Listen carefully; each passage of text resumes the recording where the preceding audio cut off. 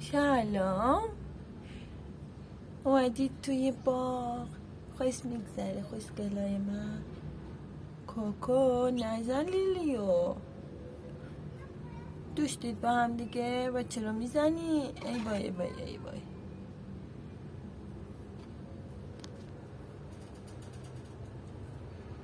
الان فرار نریا